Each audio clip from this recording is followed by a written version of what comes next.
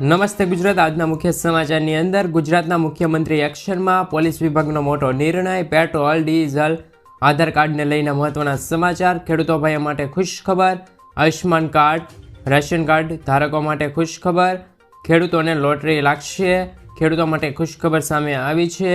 રાંધણ ગેસને લઈને જાહેરાત, ચૂંટણીને લઈને સરકાર એક્શન મોડમાં, વિદ્યાર્થીઓ માટે ખુશ ખબર, રેલવેમાં ભરતી, વાહન ચાલકો આપે ધ્યાન, ભગવાન રામની મોટી મૂર્તિને લઈને મહત્વના સમાચાર. મિત્રો, દરેક સમાચાર, દરેક માહિતી જણાવું એ પહેલાં ગુજરાતના જે પણ મિત્રો અમારી ચેનલ પર નવા છે એ મિત્રોને ખાસ વિનંતી છે કે ચેનલને સબસ્ક્રાઈબ કરવાનું ભૂલતા નહીં. તો મિત્રો, ભગવાન રામની મોટી મૂર્તિને લઈને સમાચાર સામે આવ્યા છે. ઉત્તર પ્રદેશમાં ભગવાન રામની મોટી મૂર્તિ બનાવવાની તૈયારી કરવામાં આવી રહી છે. સરયુ નદીના તટ પર ભગવાન રામની 823 ફૂટ ઊંચી પ્રતિમા સ્થાપિત કરવામાં આવશે. વિશ્વભરની અત્યાર સુધીની સૌથી ઊંચી પ્રતિમાના તમામ રેકોર્ડ આ પ્રતિમા તોડી નાખશે. આ પ્રતિમાનો પ્રોટોટાઇપને સીએમ યોગી આદિત્યનાથે મંજૂરી આપી હતી. સરયુના કિનારે ટૂંક સમયમાં જ આ ઊંચી મૂર્તિ બનાવવાનું કામ શરૂ કરવામાં આવશે. ગુજરાતના દરેક મિત્રો કોમેન્ટ બોક્સમાં જય શ્રી રામ લખી આપજો. મિત્રો, ત્યારબાદના સમાચારની અંદર વાત કરીએ તો ગુજરાતના મુખ્યમંત્રી એક્શનમાં. મુખ્યમંત્રી ભૂપેન્દ્ર પટેલ સરકારી કામની ગુણવત્તાને લઈને કટોર કરી રહી છે. તેમણે કહ્યું છે કે ક્વોલિટીમાં કોઈ બાંધછોડ નહીં ચાલે. આમ 2 મહિના મોડું થાય તો ચાલશે, પણ કામની ગુણવત્તા સામે કોઈ પણ બાંધછોડ નહીં ચાલે. કામ સારું થવું જોઈએ. જો નહીં થાય તો એક્શનમાં લેવાશે. રાજ્યની મહાનગરપાલિકાઓની અને નગરપાલિકાઓને ચેક વિસ્તરણ કાર્યક્રમ તેમને આ નિવેદન આપ્યું હતું. આગળના સમાચારની અંદર વાત કરીએ તો મિત્રો, પોલીસ વિભાગનો મોટો નિર્ણય. પીઆઈ અને પીએસઆઈના મોબાઈલ નંબર સ્થાયી રહેશે. રાજ્યના દરેક પોલીસ સ્ટેશનના નિયમો લાગુ થશે. જે તે પોલીસ સ્ટેશનમાં ફાળવાયેલ નંબર જ રહેશે. બદલી થશે તો પણ નંબર એ જ રહેશે. મિત્રો, ત્યારબાદના સમાચારની અંદર વાત કરીએ તો પેટ્રોલ અને ડીઝલના ભાવો મુદ્દે શું છે. ક્રૂડ ઓઇલના ભાવોમાં ઘટાડાના કારણે પેટ્રોલની છૂટક કિંમત 10 રૂપિયા પ્રતિ લીટર અને ડીઝલની કિંમત 6 રૂપિયા પ્રતિ લીટર સુધીનો ઘટાડો જોવા મળ્યો છે.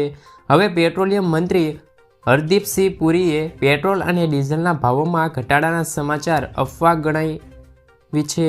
તેમણે કહ્યું છે કે સરકાર હજુ સુધી ઇંધણના ભાવમાં કોઈ ઘટાડો અંગે સરકારી ઓઇલ કંપનીઓ સાથે કોઈ વાતચીત કરી નથી. મિત્રો, ત્યારબાદના સમાચારની અંદર વાત કરીએ તો 2 વાર આધાર કાર્ડ અપડેટ કરાવો. એનસીઆરની સૌથી મોટી યુનિટી આઇડેન્ટિફિકેશન ઓથોરિટી ઓફ ઇન્ડિયાના આધાર કેન્દ્રના ઇન્ચાર્જ નિશુ કહેવાય છે. બાળકો પુખ્ત થાય છે તે પહેલાં તેમના આધાર કાર્ડને 2 વાર અપડેટ કરવાની ફરજ બને છે. જો તમે આમ નહીં કરો તો આધાર ઉપયોગી રહેશે નહીં. પ્રથમ વખત 5 વર્ષની ઉંમર અને બીજી વખત 15 વર્ષની ઉંમરે બાયોમેટ્રિક અપડેટ કરવાનું ફરજિયાત છે. લોકોએ આધાર સેવા કેન્દ્ર પર જઈને નિર્ધારિત સમયમાં આધાર અપડેટ કરાવવું જરૂરી છે. મિત્રો, ત્યારબાદના સમાચારની અંદર વાત કરીએ તો ખેડૂતો માટે ખુશખબર સામે આવી છે. કપાસના ભાવમાં મંદીનો માહોલ પૂરો થવાની સંભાવના. ધીમે ધીમે ભાવ વધી રહ્યા છે. ચૂંટણી આવવાના કારણે કેન્દ્ર સરકાર આ વર્ષે ₹1404ના ટેકાના ભાવે કપાસની ખરીદી કરી રહી છે. કપાસના ઉતારા અને ક્વોલિટીના આ વર્ષે સારી જોવા મળી નથી. એટલે કે ભાવ છે તે 1800ની સપાટીએ પહોંચે તેવી ઓછો છે તેવી માહિતી મળી રહેલી છે. ગઈકાલે માણાવદરમાં કપાસના ઊંચા ભાવ ₹1535 નોંધાયા હતા, જ્યારે એવરેજ ભાવ છે તે 1350થી લઈને 1450 સુધી બોલાયા હતા. મિત્રો, આગળના સમાચારની અંદર વાત કરીએ તો 2024માં આયુષ્માન કાર્ડમાં ફાયદાઓ. અત્યાર સુધી આયુષ્માન કાર્ડ નીકળતા હતા એમાં 5 લાખ રૂપિયાની માહિતી મળતી હતી, એટલે કે વીમા રૂપે.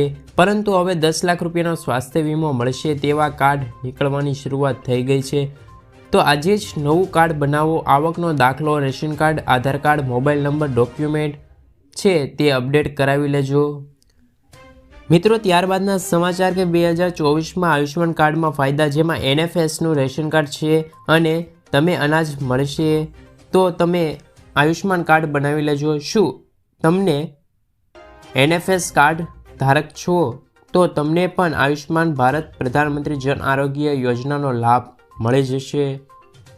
ત્યાર પછીના સમાચારની અંદર વાત કરીએ તો મિત્રો, રેશન કાર્ડ ધારકોને મોટી લોટરી। જાન્યુઆરી મહિનાનું અનાજની દુકાન ઉપર ઉપલબ્ધ થતાં જ તેમનું વેચાણ પણ શરૂ કરવામાં આવી રહ્યું છે। મફત અનાજ મળશે।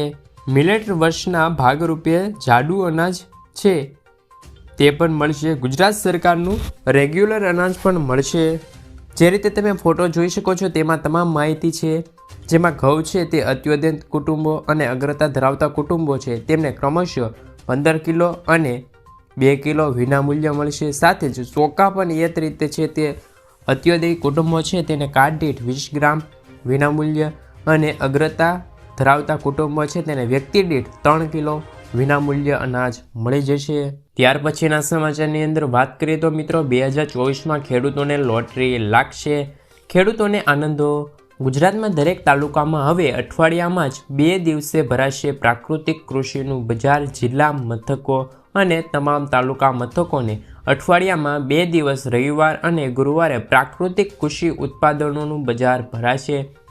રાજ્યમાં વધુને વધુ ખેડૂતોને પ્રાકૃતિક ખેતી પદ્ધતિ અપનાવી રહ્યા છે। વર્ષે 2023ના અંત સુધીમાં 9 લાખ ખેડૂતો પ્રાકૃતિક ખેતી કરતા રહ્યા હતા। રાજ્યપાલ આચાર્ય દેવવ્રત માહિતીએ આપી હતી।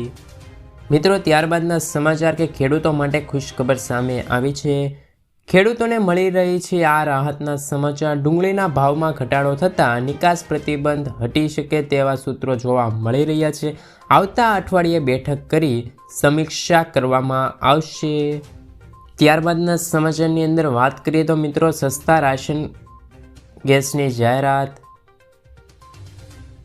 ગુજરાતની મહિલાઓને પણ ₹450માં ગેસ સિલિન્ડર આપવાના વિચારણા। ગુજરાતમાં પણ રાજસ્થાન ભાજપ સરકારની જેમ આગામી સમયમાં ઉજ્જવલા યોજનાની લાભાર્થીને લાખો મહિલાઓને ₹450માં ગેસ સિલિન્ડર આપવા માટે સરકાર વિચારધારણા કરી રહેલી છે।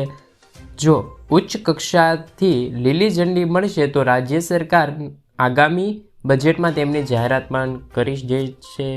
ત્યારબાદના સમાચાર મિત્રો, ચૂંટણીને લઈને સરકાર એક્શનમાં। લોકસભા ઇલેક્શન 2024 ચૂંટણી પહેલાં હવે ગુજરાતની 26 સીટને લઈને ભાજપ એક્શન મોડમાં આવી ગઈ છે। ભાજપ દ્વારા તાજેતરમાં જાહેર કરવામાં આવેલું સૂત્ર અબકી બાર 400 કે પાર ને સાર્થક કરવા હવે પાર્ટી સંગઠન મેદાને પડ્યું છે, જેના ભાગરૂપે હવે ભાજપ સરકાર દ્વારા ગુજરાતની 26 સીટો જીતવાની પ્લાનિંગ કરી રહી છે, જેને લઈને ભારતીય જનતા પાર્ટીના વરિષ્ઠ નેતાની બેઠક સાથે રાજ્યની તમામ 26 લોકસભાની બેઠકમાં છે તે ભાજપ આવે તેવી પણ વિચારધારણા કરી રહી છે સરકાર। મિત્રો, ત્યારબાદના સમાચાર, વિદ્યાર્થીઓને ખુશખબર સામે આવી છે।